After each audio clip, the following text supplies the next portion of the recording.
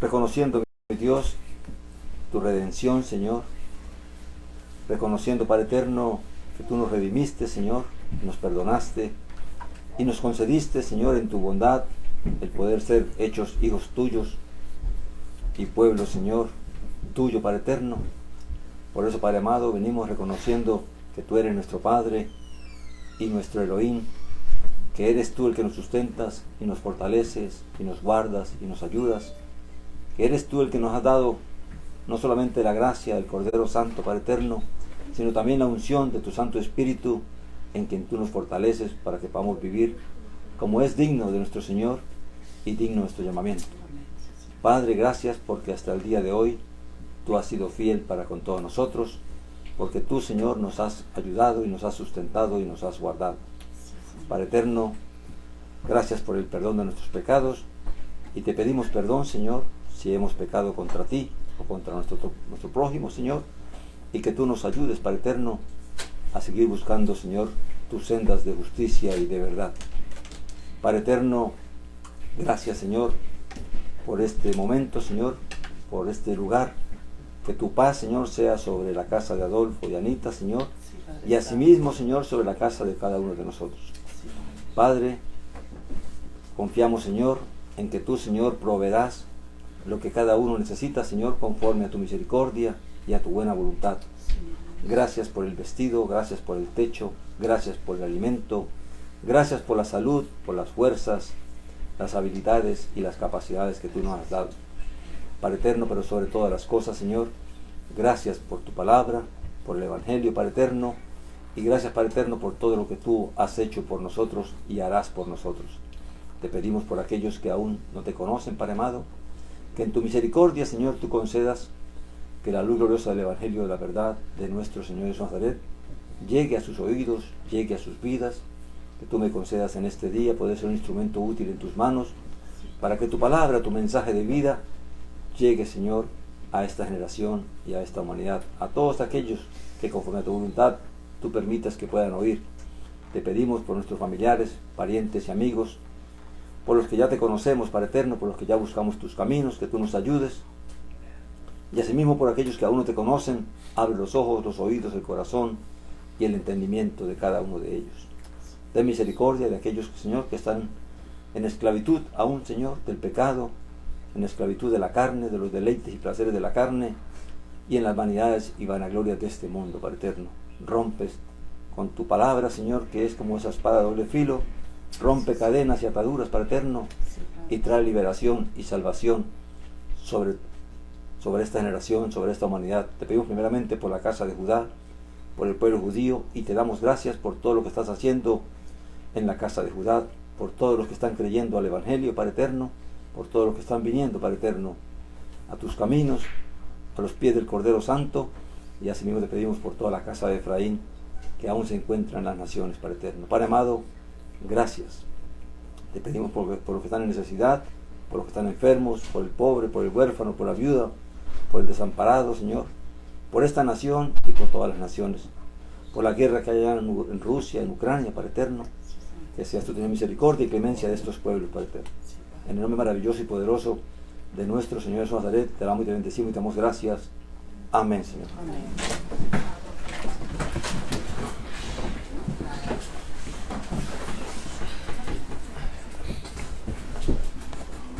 Amén. Hoy continuaremos en el libro de Éxodo, capítulo 16. Quedamos en el versículo 13. Amén. Donde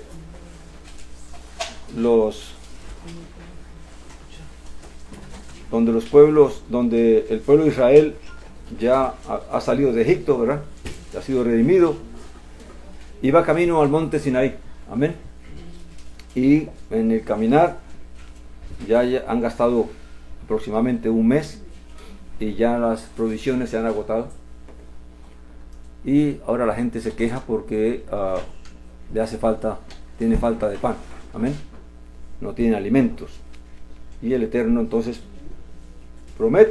ofrece que va a proveer sustento para el pueblo, para Israel. Amén.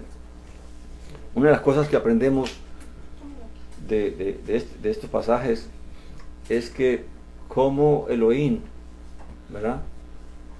Es necesario que el pueblo se ha colocado, se ha puesto en ciertas dificultades, en ciertas necesidades, para que entonces uno pueda conocerle a él. Porque uno no conocería el poder de Elohim, uno no conocería la fidelidad de él, la misericordia de él, si no estuviéramos en situaciones donde necesitásemos de su poder, de su fidelidad, de su misericordia, ¿amén? De su ayuda. Entonces, la forma como Elohim se va revelando a cada persona, en este caso se reveló a todo un pueblo completamente, pero nosotros no estamos ya como estaba Israel en el desierto, todos juntos allí, ¿verdad? Sino que los creyentes estamos esparcidos por todas las naciones y por todos los pueblos. Por lo tanto, Elohim tiene que tratar con cada uno de nosotros individualmente. Y cada uno tiene que pasar por la experiencia de conocerle, de poder aprender a confiar en él, porque si no confiamos en él, pues difícilmente vamos a perseverar en el Evangelio, porque la perseverancia en el Evangelio está basada en la confianza que uno tiene en él. Si creemos que realmente él es lo que dice ser a través de la Escritura, y para eso yo tengo que experimentarlo, y en la medida que yo lo experimento, pues voy aprendiendo a confiar en él, y voy aprendiendo a hacer la voluntad de él, a obedecer el mandamiento, aunque luche en mi mente por obedecerlo, pero lo obedezco porque ya conozco lo que él es y lo que realmente va a cumplir. Amén. Entonces, Israel realmente, el Señor esperó ese mes para que Israel se quedara sin provisiones, y ahora entonces es Él el que se va a revelar como que es Él el que va a sustentarlos a ellos, es Él el que realmente va a cuidar de ellos, y es Él el que va a guiarlos. Amén. Vemos también que tristemente nosotros como seres humanos nos cuesta mucho confiar en Dios, nos cuesta mucho creerle a Dios, aunque decimos de boca que creemos en Dios, pero nos cuesta mucho creerle a Dios, porque cuando vienen las preocupaciones y los afanes de la vida, tendemos a buscar la solución por nosotros mismos, a no esperar en Dios, a no preguntarle a Elohim, sino que venimos siempre a tratar de resolver, porque nos falta esa comunión, esa confianza de que realmente Él está ahí para ayudarnos. Amén. Y esa es la comunión que Elohim quiere, que el Padre quiere, que nosotros vengamos delante de Él y confesemos nuestra necesidad. Amén. Que pongamos delante de Él nuestras necesidades, nuestras preocupaciones, nuestros temores, nuestros afanes, nuestras dudas. Amén. Y Él es el que se va a encargar de ayudarnos, de socorrernos en todos estos aspectos. Amén. Entonces quedamos en el versículo 14, capítulo 16, versículo 14. Y otra cosa que vamos a ver es aquí la relación que hay entre el maná y el Shabbat. Amén. Y Yeshua, el Mesías, como el pan el pan que descendió del cielo, y también el Shabbat. Amén. ¿Qué instrucciones dio Él? Y cómo Elohim, cómo el Padre va a través de proveer una necesidad, una provisión, va a traer instrucción también a través de eso. Amén. Porque el maná no vino simplemente para satisfacer el hambre, sino que vino también para instruirles a ellos acerca de cosas. Amén. Dice él, leamos desde el 13 nuevamente: y ocurrió que por la tarde subió la codorniz. Recuerda que ellos se quejaron de que no tenían nada que comer, ¿verdad? Y ocurrió que por la tarde subió la codorniz y cubrió el campamento, o sea que tuvieron carne por la tarde, y por la mañana había una capa de rocío alrededor del campamento. No sé si algunos han vivido en el campo, que cuando amanece, ¿verdad?, uno ve todo el mojado, ¿verdad? El pasto, todo se ve mojado, que es el rocío que está allí. Luego dice el 14: evaporada la capa de rocío, y aquí sobre la superficie del desierto había una cosa delgada a modo de escamas, delgada como la escarcha sobre la tierra. Cuando la vieron los hijos de Israel, se dijeron unos a otros: ¿qué es esto? Pues no sabían qué era eso. En realidad en hebreo es manhu. Dice, y por eso se traduce como maná, ¿verdad? Pero el maná es la palabra que usaron ellos para preguntar qué es esto. Amén. En el idioma hebreo. Dice, pues no sabían que era eso. Entonces Moisés les dijo, esto es el pan que Yahweh os da para comer. Amén. Entonces, como ellos no sabían qué era, entonces Moisés tiene que explicarles de que ese es lo que va a ser el pan de ellos, el alimento de ellos. Amén. Ahora, interesante porque si uno vamos viendo lo que es la proyección profética de la palabra, cuando el pueblo de Israel vio al Mesías, se preguntaban lo mismo. ¿Quién es este? ¿Será este el profeta? ¿Será este el que había de venir? Y siempre se hicieron preguntas sobre Yeshua. Amén. Y así pasó con esto, porque fue algo nuevo que el Eterno dio, que el pueblo nunca había visto. Amén. Ahora, la gente claramente había oído de profetas. Profetas existieron todo el tiempo de Israel, pero la generación que vio al Mesías, pues claramente no había visto un profeta, excepto a Juan el Bautista. Amén. Luego dice que esto es el pan que os da para comer. Esta es la palabra que Yahweh ha ordenado. Recoged de él cada uno de lo que ha de comer, conforme al número de vuestras personas. Tomaréis para cada uno, para los de su tienda, un homer por cabeza. Entonces, una familia tenía 3 personas. Esa familia cogía 3 homer de este man. ¿Okay? Y los hijos de Israel lo hicieron así y recogieron unos más, otros menos. De acuerdo a las cabezas de familia, de las personas de cada familia, pues así se recogió una familia. Las familias más numerosas recogían más maná y las familias menos numerosas pues recogían menos maná. Amén. Y lo medían por homer, y no sobraba al que tenía mucho, ni faltaba al que había recogido poco. Cada uno recogió conforme a lo que había de comer. Recuerda que esto es instrucción. Y una de las cosas que uno ve en la Escritura es que nos enseña que Elohim es un Elohim de orden. ¿Okay? No es que doy comida y desperdicien. Y Yeshua también hizo muy parecido cuando multiplicó los peces y los panes, ¿se acuerdan? Hizo que se sentara la gente y les dio pan y les dio pescado a la gente, pero después que vio que ya todos se satisfacieron, ¿qué dijo él? Les ordenó que recogieran lo que sobraba. Amén. Porque en el Eterno no hay ese tipo de mentalidad que a veces hay en el ser humano, ¿verdad? Nosotros el ser humano somos dados a desperdiciar. Cuando tenemos mucho, se desperdicia, ¿verdad? A veces medio se prueba algo y se bota completamente. Amén. Porque tal vez no tenemos ese aprecio por valorar las cosas que obtenemos. Amén. O a veces Dios nos bendice con tanta abundancia que realmente no sabemos hacer una buena economía y una buena administración de aquello que se nos da. Amén. En cuanto a la palabra que dijo Moisés, esto es el pan que Yahweh os da para comer, es la referencia que tenemos para entender cómo, así como el maná fue proveído del cielo, ¿verdad? O del Shamaín, de las alturas, así también Elohim enviaría otro pan. Amén. Que sería el pan verdadero. Y eso lo vamos a ver en el libro de Juan. En el Evangelio de Juan 6:31.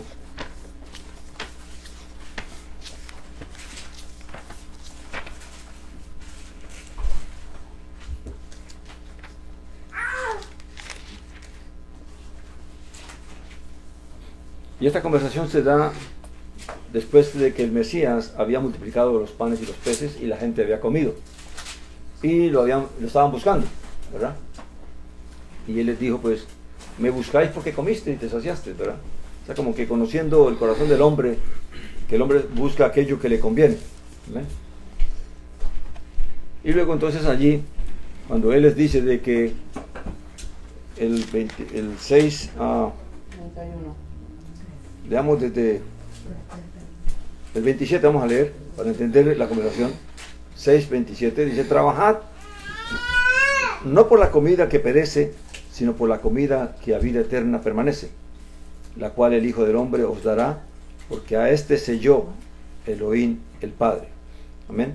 Y cuando él dice estas palabras de trabajar por la comida no por la comida que perece, es porque una de las cosas que vamos a ver que Yahweh también instruyó a Israel cuando le dio el maná, era para enseñarle de que no solo de pan vive el hombre. ¿Ven? Cuando el hombre llega a conocer a Elohim y a confiar en Dios, está dispuesto a buscar primeramente el reino de los cielos y su justicia antes que preocuparse por las cosas materiales. ¿Amén? Cuando nosotros no conocemos a Elohim y no confiamos en Él, generalmente nos preocupamos más por las cosas terrenales y materiales y después entonces buscamos a Elohim, ¿verdad? Pero cuando la persona conoce, cuando el creyente conoce a Elohim, primeramente va a confiar más en Elohim que en las cosas materiales y terrenales. Esa es la diferencia entre el que es carnal y el que es espiritual. El que es espiritual lo es porque confía en Dios, porque conoce a Dios. Y por lo tanto entonces se preocupa más por las cosas de Dios. ¿Ven? El que es carnal claramente aún no conoce a Dios como debe conocerle y se preocupa más por las cosas terrenales y materiales. Amén. Entonces Él les dice que trabajen no por la comida que perece, sino por la comida que a vida eterna permanece, la cual el Hijo del Hombre os dará, porque a este selló Elohim el Padre. ¿Qué le está diciendo? En otra parte también les dijo, por nada estéis preocupados, por nada estéis afanados. Busca primeramente el reino de Dios y su justicia. O sea, ¿qué es lo que nos está diciendo el Eterno a través? ¿Qué le dijo Elohim a Israel en el desierto y qué le dice el Mesías a los judíos con estas palabras? Que el hombre no debe preocuparse tanto. No es que no vamos a trabajar, no es que no hay que trabajar, sino que debemos hacer más énfasis y más esfuerzo en buscar la comunión con el Eterno que en lo material, que en lo terrenal. Amén. Eso es lo que Él quiere. O sea, en vez de estarnos preocupando mucho, ¿por qué nos ocupamos tanto? Porque una vez más no conocemos a Dios. Amén. Entonces, lo que está diciendo es eso: no se preocupen tanto por esto, preocúpase primero por lo que es más importante, que es aquello que conduce a la vida. Porque ¿de qué le sirve al hombre trabajar bastante, preocuparse por tener cosas y alcanzar cosas, como dice la Escritura, si mañana pierde su vida? ¿De qué le sirvió todo lo que hizo? Dice, ¿de qué le sirve al hombre ganar al mundo si pierde su alma? Fíjate bien, todo tiene sentido, ¿verdad? Pero el hombre tristemente, como no comprende a Dios y no entiende a Dios, pues no lo hace. Pero el propósito de nosotros de aprender y conocer es que nosotros invirtamos el proceso de nuestra vida, que en vez de estarnos preocupando y afanando por estas cosas, procuremos mejor cómo servir a Dios más. Amén. Y Dios nos guiará para proveernos lo que uno necesita. Amén. Esto es una cosa es decirlo, otra cosa es vivirlo. Yo lo digo porque en el mundo que nos ha tocado vivir a esta generación, tristemente este mundo nos esclaviza cada día más de tener que tener, ¿verdad? Y la gente se preocupa cada día más porque cada día es más difícil conseguir trabajo, cada día es más difícil conseguir un buen salario, y todas las cosas se encarecen y la inflación sube y la gente está preocupándose qué voy a comer mañana, con qué voy a pagar la renta mañana, y toda la mente se nos ocupa es en cómo sobrevivimos. Amén. Y por eso las cosas de Dios se van relegando. Amén. Dice que entonces le dijeron qué debemos hacer para realizar las obras de Elohim. Y aquí ellos preguntan algo que tiene sabiduría, ¿verdad? ¿Qué tengo que hacer para hacer la obra de Dios? Y respondió Yeshua y les dijo, esta es la obra de Elohim, que creáis en él que él envió. Entonces le dijeron, ¿qué señal haces tú? Pues para que veamos y te creamos qué obras hace. Es curioso porque, o hasta incomprensible, ¿verdad? Como ellos lo están buscando porque multiplicó los panes y los alimentó a todos. Y ahora le preguntan que qué obra hace para que crean en él. O sea, como que eso que hiciste, pues ya pasó, ya no lo comimos, ahora, ¿qué vas a hacer? ¿Verdad? Y él le dice algo, dice, y le saca a relucir algo, lo que pasó en el desierto. Amén. Dice, nuestros padres comieron el maná en el desierto, como está escrito, pan del cielo les dio a comer. Y Yeshua les dijo, de cierto os digo, no os ha dado Moisés el pan del cielo, sino mi Padre os da el verdadero pan del cielo. Porque el pan de Elohim es aquel que desciende del cielo y da vida al mundo. Amén. Así que él ahora asume, se identifica ante el pueblo de que él es el verdadero pan. Amén. Que Moisés, sí el maná vino de arriba, ¿verdad? Aunque aparecía en el piso, Entonces, ¿vino de arriba o Dios lo hizo en el piso? ¿Verdad? Ahora, lo que él dice que Moisés no les dio el verdadero pan. Amén.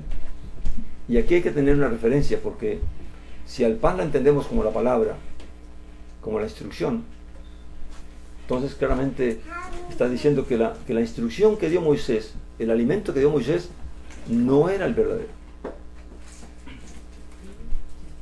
Amén. ¿Por qué es así? Porque claramente Él va a dar una instrucción que es la verdadera. ¿Y cuál es la diferencia entre la instrucción que dio Moisés y la instrucción que da el Mesías? Amén. No es que se oponen, sino que es que Yeshua trae el entendimiento de qué fue lo que Moisés realmente hizo. Amén. Entonces, Él les dice, porque el pan de Elohim es aquel que desciende del cielo y da vida al mundo. Ellos le dijeron, Señor, danos siempre de ese pan. Ahí se muestra la mentalidad del pueblo en ese entonces, ¿verdad? Jesús les dijo, yo soy el pan de la vida, el que a mí viene nunca tendrá hambre, y el que cree en mí no tendrá sed jamás. Pero os he dicho que aunque me habéis visto, no creéis. Luego él dice que, él les aclara algo, dice,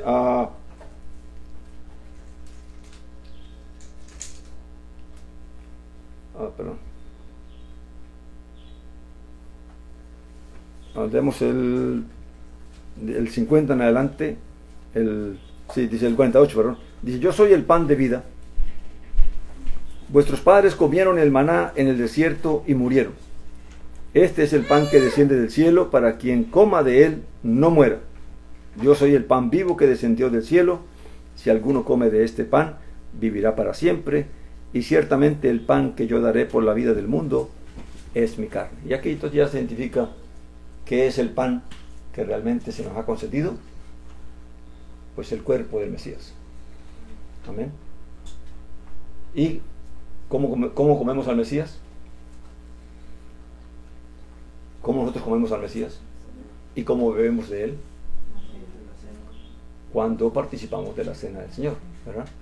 Porque cuando comemos el bocado de pan, por eso hay que tener mucho cuidado cuando se participa de la cena, ¿verdad? Porque hay un juicio allí. Si tú comes pan indebidamente, o sea, si no has vivido una vida en la cual realmente vienes temiendo a Dios y entendiendo lo que Elohim espera de nosotros, el Padre espera de nosotros, y comes creyendo que es una comida más, un ritual más, pues claramente estás menospreciando lo que es realmente la vida del Señor. Amén. Y por eso es que comemos juicio para nosotros. Entonces, comer al Mesías tampoco solamente es comer el pan en la cena. Comer al Mesías significa que nosotros tenemos que tomar sus palabras. Amén. Y ponerlas en nuestro corazón. Entender lo que él enseñó y lo que él dijo y por qué él vino. Amén. Porque si ya Moisés había dado la instrucción, si ya el pueblo tenía unas leyes para vivir, ¿por qué tuvo que venir el Mesías? Amén. Y es ahí donde entendemos por qué es que el Mesías dijo que Moisés no les dio el verdadero pan. Amén. Porque el pan que dio Moisés es para la subsistencia terrenal, tanto en lo físico del maná como la instrucción de Moisés era para que el pueblo pudiera perseverar como nación, como pueblo, para que tuvieran las leyes por las cuales, pero esas leyes no les daba vida. Amén. Porque realmente el pecado se enseñoreaba por medio de la misma ley. Amén. Entonces, volviendo al tema de Éxodo, vemos que la imagen profética de esto del maná claramente está representando que el Mesías vendría. ¿Y de dónde viene el Mesías? Viene del cielo.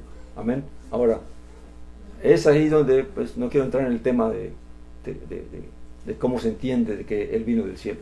Amén. Pero claramente vino de Elohim. Amén. Leamos el 19. Dice que el pueblo recogió cada uno. Dice, y Moisés el 19 da otra instrucción allí. cuando van a recoger, dice, Moisés les dijo, ninguno deje nada de él para mañana. O sea, lo que recojan hoy, cómanselo hoy. Y no guarden nada para mañana. ¿Por qué?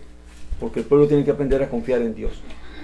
Hoy recibió el pan. Por eso es que, ¿por qué cree usted que el Mesías, cuando habló, cuando los discípulos le pidieron, enséñanos a orar, él pone allí en la oración al Padre Nuestro, danos el pan de cada? Fíjense bien. Porque el hombre tiene que aprender, nosotros tenemos que aprender a confiar en Elohim, que es Él el que nos va a dar el pan de cada día. Nosotros, tristemente, fácilmente nos apartamos de ese pensamiento. ¿Por qué?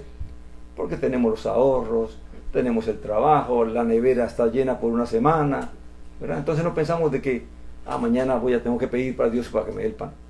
Amén. O no va a venir el pan de lo que no tengo, sino que ya tengo. Entonces, cuando está la abundancia, cuando uno tiene lo que tiene, tiende a olvidarse de Elohim. Tiende a olvidarse de que si uno tiene el pan hoy, así lo haya comprado ayer, es porque el Eterno se lo concedió para hoy. Amén.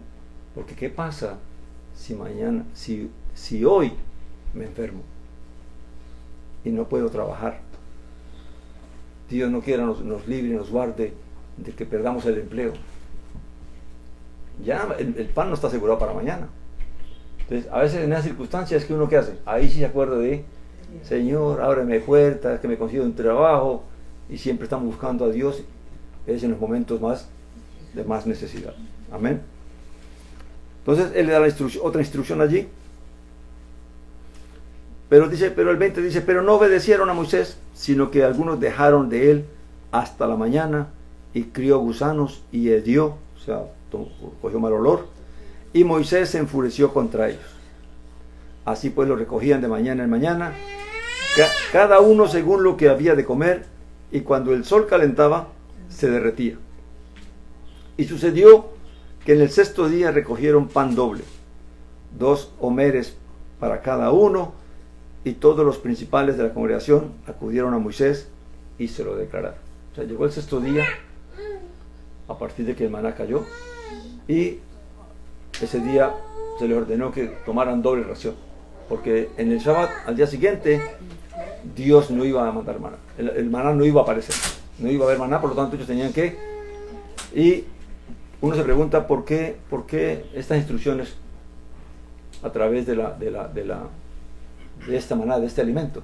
Si vamos a Deuteronomio capítulo 8, allí Moisés habla claramente por qué fue que Dios, o Elohim, hizo esto así.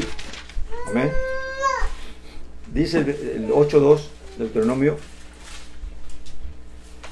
te acordarás de todo el camino por donde te ha traído Yahweh tu Elohim estos 40 años en el desierto. O sea, una vez que ya entran a la tierra prometida, Deuteronomio 8.2, ellos tenían que acordarse de todo lo que vivieron sus padres, ¿verdad?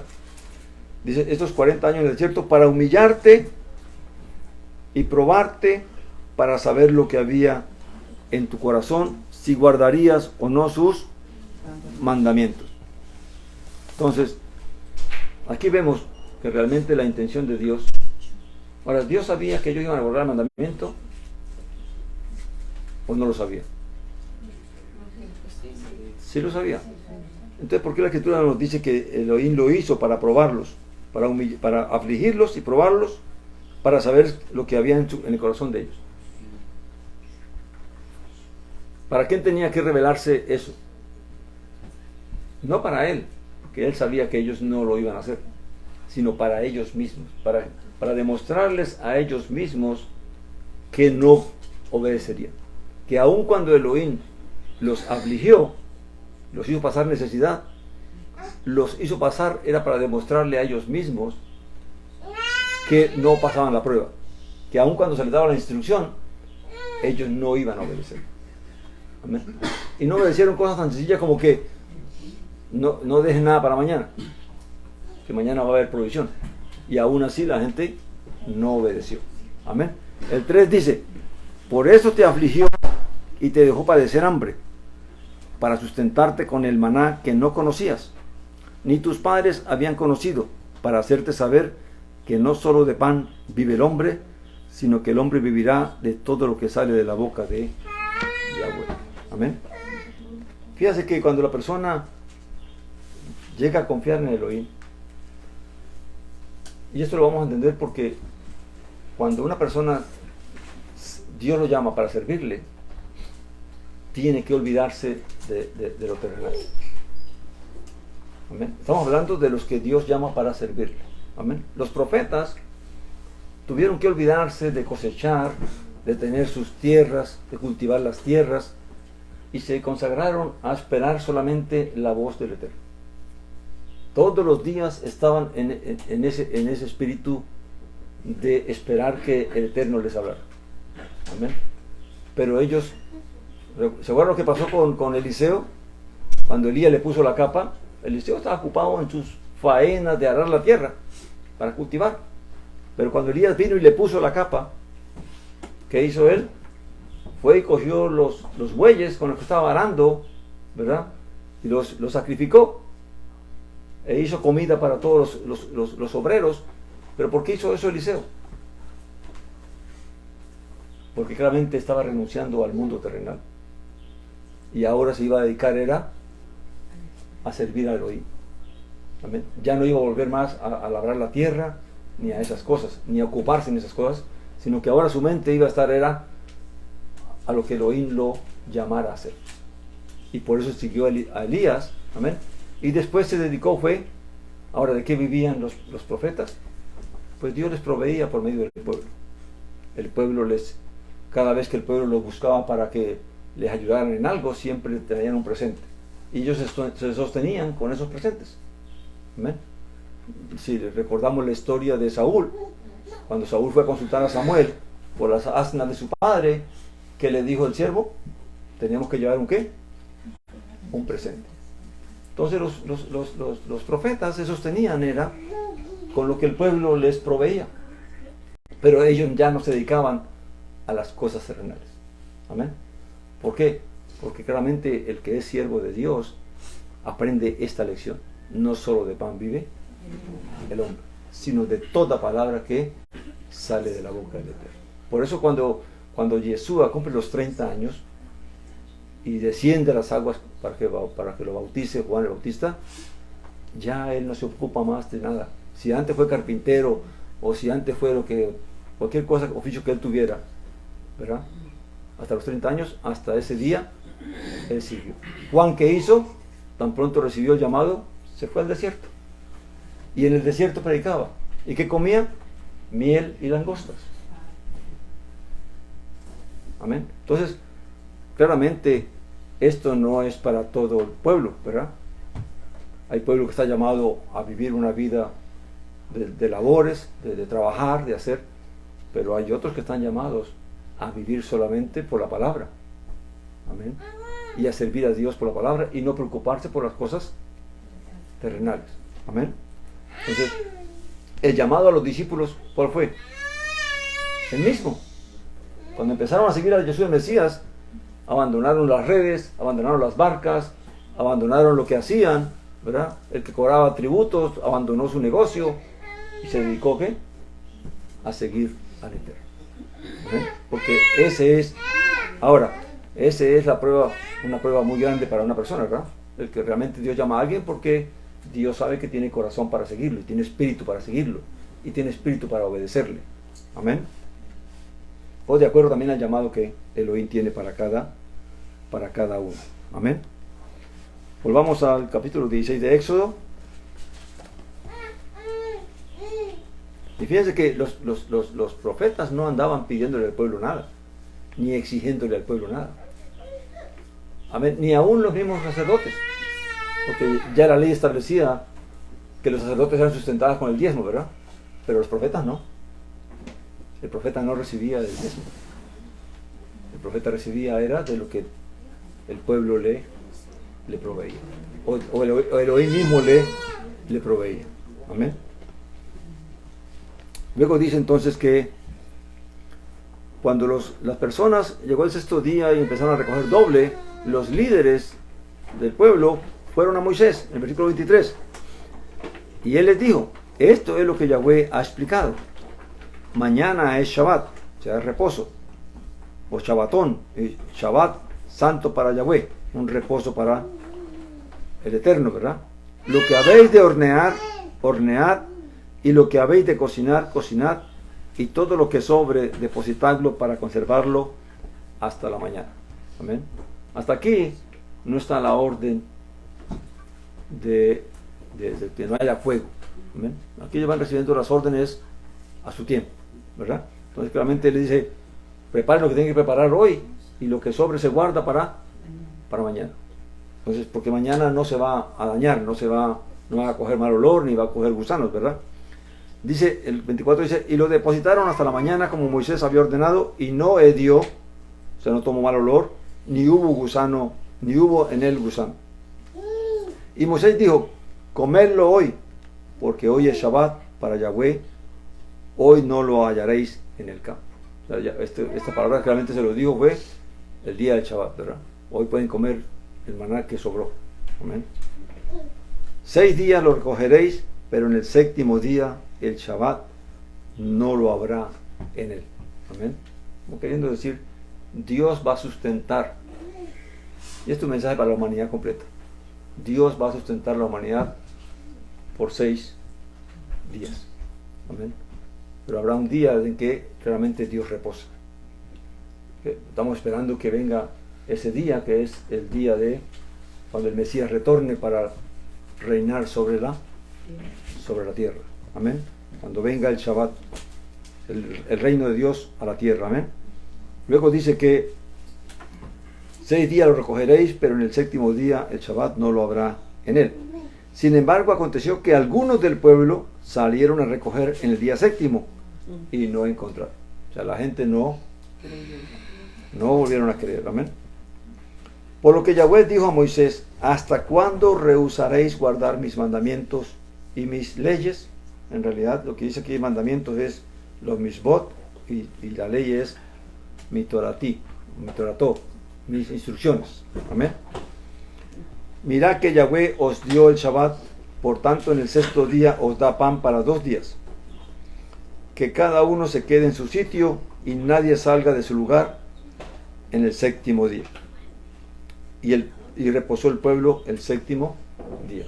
Quiere decir que aún ni siquiera Moisés dio instrucción, daba instrucción en el séptimo día, sino que cada uno realmente se quedó en su casa. Amén. Porque Moisés tenía 6 días para dar instrucción.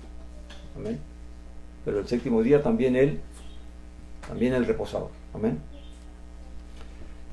Y la casa de Israel llamó su nombre Maná, o sea, man, y era como granos de culantro blanco, y su sabor era como de hojuela con miel.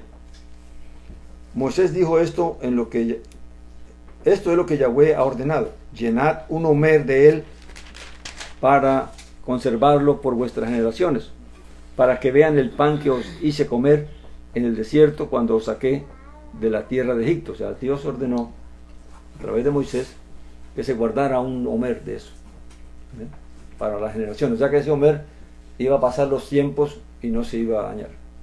¿Sí? Porque ¿de dónde iba a estar? Y dijo Moisés a Aarón: toma una vasija y pon en ella un homer lleno de maná, y ponlo delante de Yahweh a fin de conservarlo por vuestras generaciones. ¿Qué nos enseña este versículo aquí? Uno lee y uno no capta, ¿verdad? Pero recuerde que según esto, lo que pasó con el maná pasó un mes después que ellos salieron de Egipto. Pero al mes ellos no habían construido el arca ni el tabernáculo. Amén. ¿Cuándo ellos fue que construyeron el arca y el tabernáculo y todo? Al año, ¿verdad? Cuando comenzó el siguiente año, dice que el primer día del año siguiente que ellos salieron de Egipto, levantaron el arca, construyeron. Quiere decir que cuando Dios da esa instrucción a Moisés, ya el arca estaba construido, ya había pasado tiempo. Ahora, ¿por qué se nos cuenta todo en un solo párrafo? Es algo que yo les he dicho a ustedes, ¿verdad? Cuando uno lee la escritura debe entender que el escritor narra algo y lo cuenta todo acerca de eso, pero hay que entender que muchas cosas que se narran allí pueden haber tenido diferentes tiempos. Amén. Y luego dice el 34, y Aarón lo puso delante del testimonio. ¿Cuál es el testimonio? ¿Qué se conoce como testimonio en el tabernáculo? El arca. Amén. Dice, y Aarón lo puso delante del testimonio para guardarlo, como Yahweh lo había ordenado a Moisés. O sea que él no lo puso dentro del arca. Se puso dentro del arca cuando el tabernáculo se movía. Entonces había que ponerlo dentro del arca. ¿Amén? Que es lo que nos dice el libro de Hebreos. Y así comieron los hijos de Israel maná 40 años, hasta que entraron en la tierra habitada. Comieron maná hasta que llegaron al límite de la tierra de Canaán. Y un homer es la 10ª parte de la efa. O sea que la medida, como hoy en día, ¿verdad? Está la yarda, está el metro, pero tiene otras subdivisiones. Entonces, un homer es una 10ª parte de lo que es una efa. Algo que quiero compartir en cuanto a la relación que hay entre el maná y el Shabbat es que así como se instruyó acerca del Shabbat a través del maná, así también Yeshua, siendo el pan del cielo, también instruyó acerca del Shabbat. ¿Amén? Pero ¿por qué Yeshua tuvo que hablar acerca del Shabbat? Vamos al libro de Mateo, capítulo 12.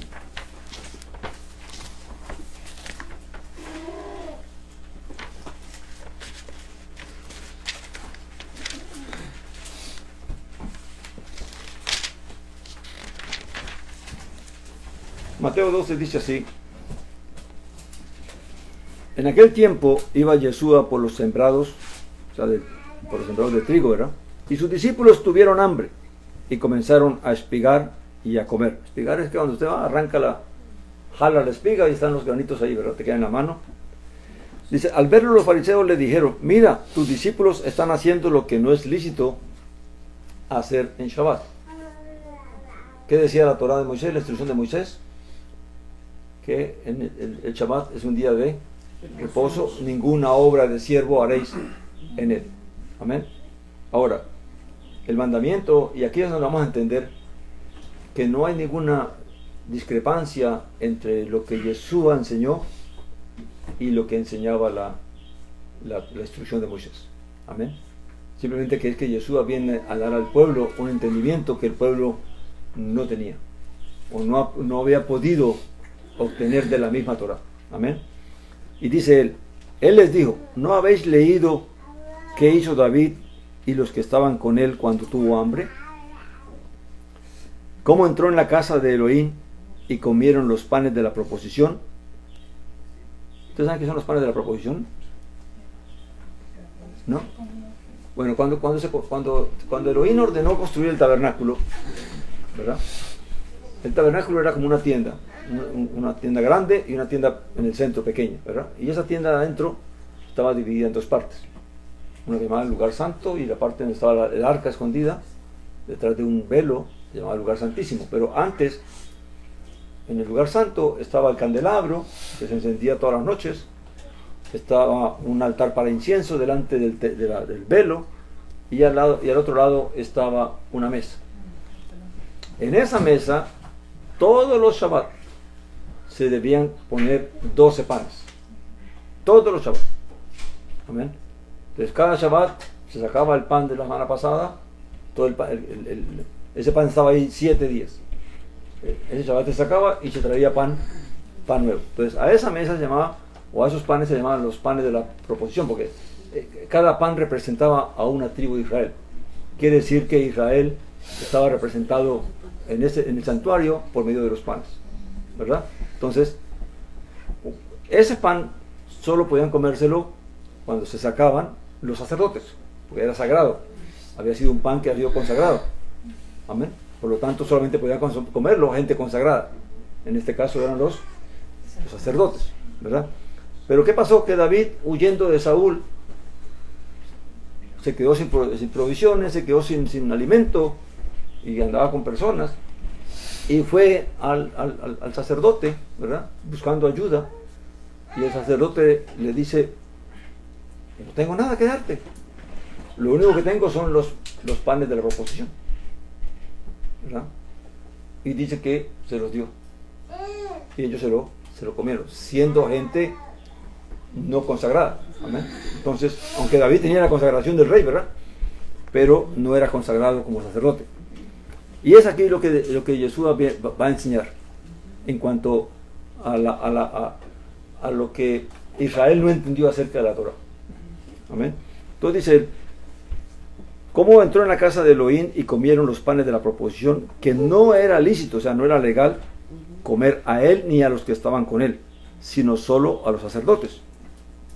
¿O no leíste en la ley, y aquí trae otro ejemplo, que en los sábados, y aquí habla en plural, los sacerdotes en el templo profanan el sábado y son sin culpa?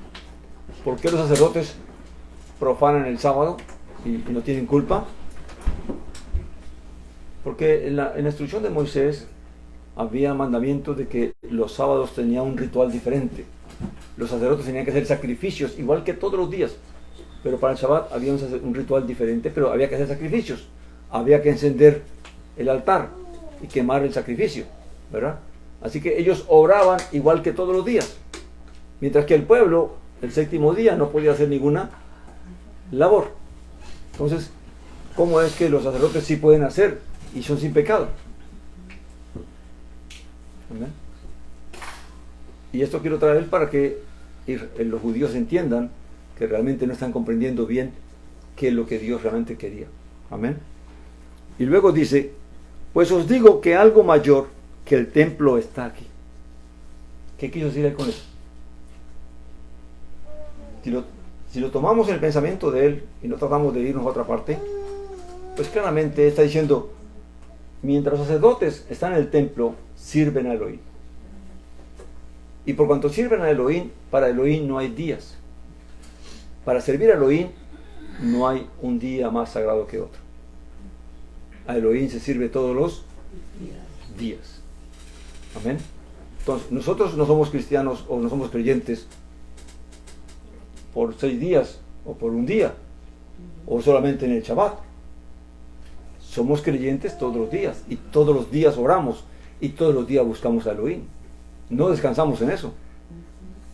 Amén. Inclusive el día de reposo es el día que tal vez dedicamos más tiempo a tener comunión con él.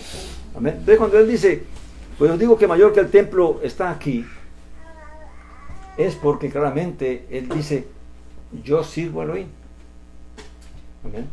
Elohim me envió para que yo le sirviera y a través de mí otros van a servir. Y lo que los discípulos estaban haciendo era que sirviendo al Padre a través de Yeshua. Por lo tanto, tuvieron hambre y ellos comieron, pues no estaban pecando. ¿Por qué? Porque estaban en el servicio. No estaban comiendo por gusto, sino que al pasar por allí tuvieron hambre y comieron. Igual que hacía el sacerdote en el templo. No lo hacía por gusto, sino que era porque era parte del servicio. Amén.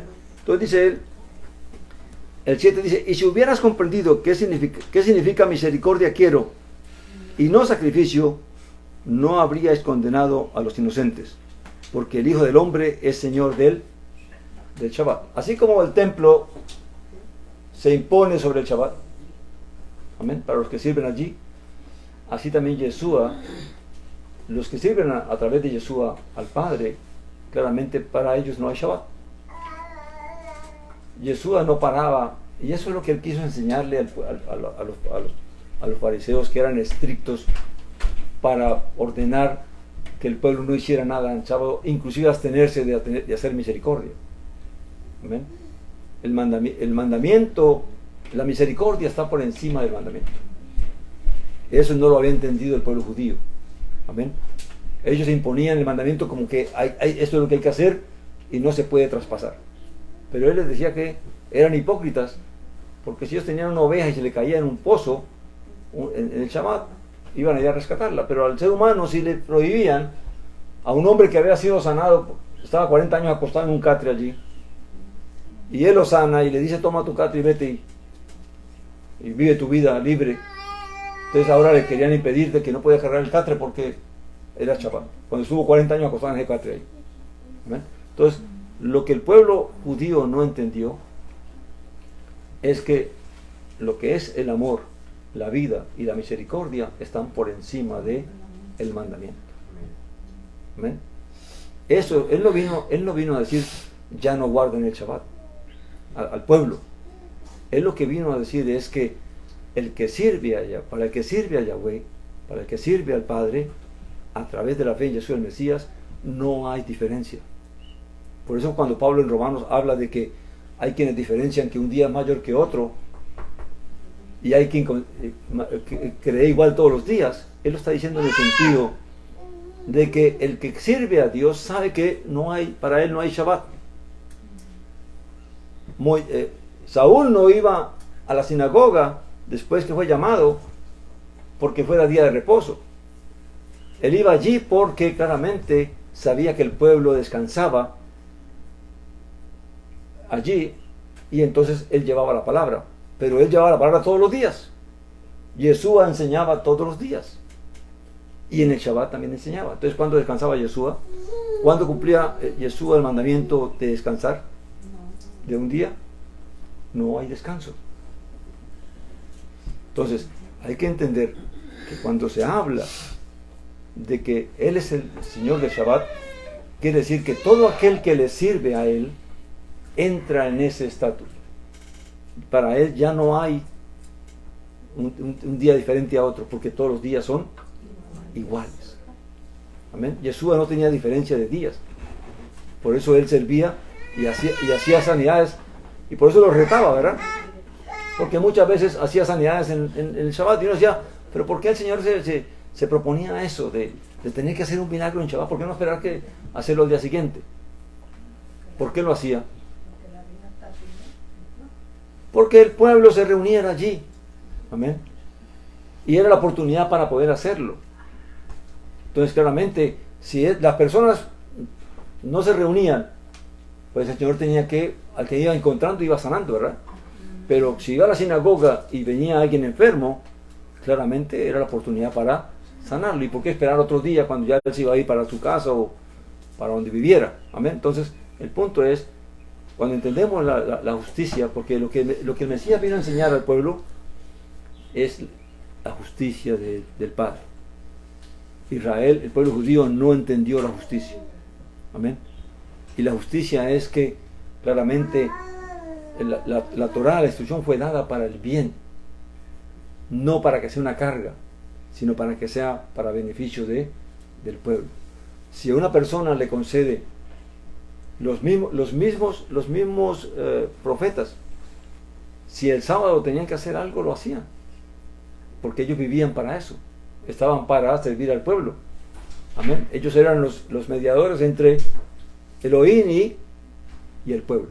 Entonces, ahora, esto no quiere decir, como se malinterpretó, de que ahora entonces ya el Shabbat no se va a guardar. Amén. O que no se debe descansar el día de descanso. Amén. Tristemente sabemos que la Iglesia Católica lo cambió por el año 321, cuando el emperador Constantino de Roma permitió que la fe en Jesús el Mesías fuese la fe del pueblo. Entonces allí, motivado por los líderes romanos creyentes en Yeshua, claramente decidieron cambiar el día de descanso. Pero según la historia, estaba mirando, el pueblo tampoco lo recibió. Muchos creyentes en Jesús el Mesías siguieron guardando el Shabbat. ¿Por qué sabemos eso? Porque la historia de la iglesia nos dice que en el año 363, o sea, casi 40 años después que Constantino dio el edicto de cambiar el sábado para domingo, aún los creyentes en Jesús el Mesías guardaban el Shabbat, el día de reposo. Y este sínodo, esta reunión que hubo de líderes, se hizo con esto. Dice, los cristianos no debían judaizarse descansando en el sábado.